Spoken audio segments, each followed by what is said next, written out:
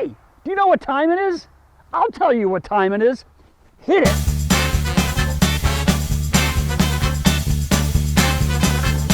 It's flip tip time, and I gotta tell you, I love flip tip time, and you're gonna love it too. All right, so in this episode, we're talking like old wiring stuff, right? Right. Very old wiring. All right, John, talk to us about it. Well, we're going to talk about what's called knob and tube wiring or electrical systems. You know, when you gut a house like this and you expose this knob and tube wiring, you're going to have to remove it, and it can be costly. Let me tell you something though. Knob and tube wiring, intrinsically safe stuff.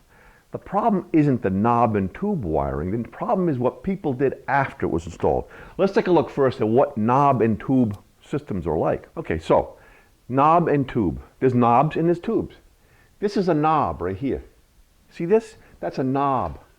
It's like a post, like a little insulated post where wiring connects. This is a tube. Tubes will go right straight through. It's a tube here too, and a tube, it goes through the joist. That's the tube. The porcelain. Those are okay. You have single wires. You have a hot wire and neutral wire. Now we see old wiring. We might say, is it connected?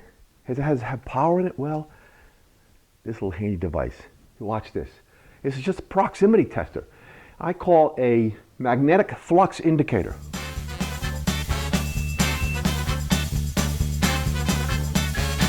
Hot, neutral. That means it's hot. Didn't touch it. That's insulated, so I didn't touch any bare wires at all. But that's a nice little handy device. 50 bucks I think it costs, Amazon.com.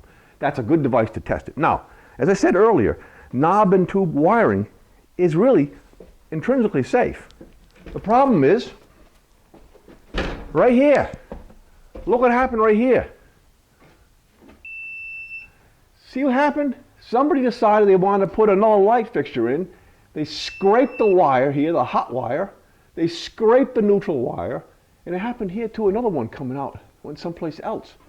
And when they scrape it, what happens is you don't get a good, strong bond between the wires, the copper wires in there. You get little touch points where the electricity flows through, which means that can heat up. That can get really, really hot, and that's a nasty fire hazard. So, you'll probably find this stuff throughout the whole house. Hopefully not that much, because it can be pretty costly to rewire the entire house. And if you do strip the walls and the ceilings, building code says you gotta replace it. A house like this, 2,600 square feet, the whole house, electrical, could cost you $10,000, $12,000, $14,000. If you assumed it's gonna cost you maybe $3,000 or $4,000 to replace the main panel and a couple of receptacles, a few lights, well, it's gonna cost you an extra 8 to 10 grand. You don't want that. So, cost management is very important. Of course, the building code is going to make you change the stuff out either way. They don't care if it costs you more money or not. You're going to replace it. So keep that in your cost considerations. You buy a newer house built in the 1970s or more, a newer house, no problem, not knob and tube. This house built in 1830, knob and tube is a guarantee. So, John, can I see your pointer tool? Huh.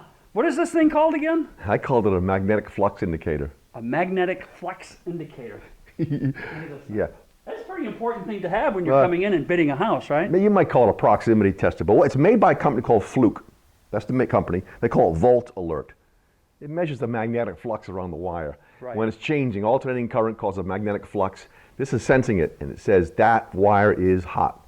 It's a great little tool. Beautiful. About 50 bucks. Hey, listen. What we're saying is when you're coming in and you're bidding on a house, when you're checking things out, if you're in an old house, you got to consider probably this knob and tube. Build that into your price ahead of time so there are no surprises once you buy the house and you go, oh my goodness, look at all this knob and tube. You got to consider that. John, thanks for the flip tip. Oh, it's a pleasure, Scott. All right, man.